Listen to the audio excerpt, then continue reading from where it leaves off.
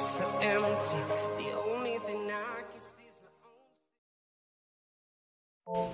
Yo, what's up mga kois? Good day sa lahat. Ayan, kumusta kayo? Ayan, i-flex ko lang sa inyo yung baha na dinadaanan ko tuwing pauwi. Ayan mga kois. Kita nyo mga kois, oh. Sobrang lalim ng baha. Hindi makalusong yung bike ko mga kois. Kaya dito ako dumadaan sa pathway.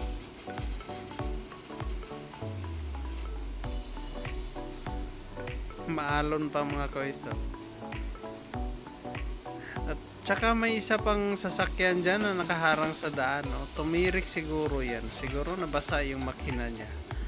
Yan, losong pa more. Ganda pa naman ang sakyan niya, oh.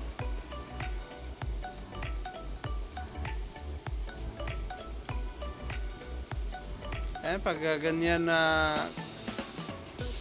mabaha yung kalsada, ingat-ingat lang din sa pagbabike kasi minsan mayroong lubak-lubak dyan na halimbawa manhole o ma-shoot kayo dyan sa manhole. Ako po,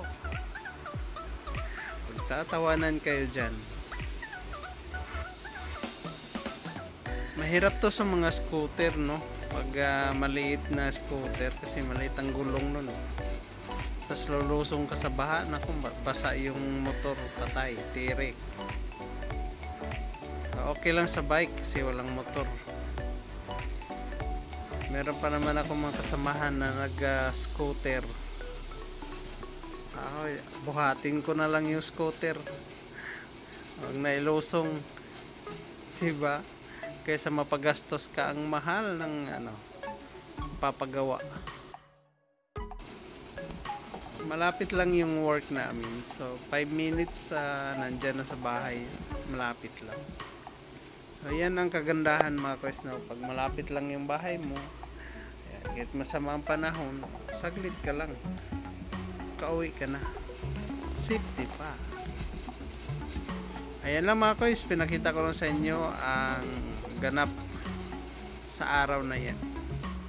Maraming salamat sa mga nanood at sa mga kaibigan kong organic. Thank you so much.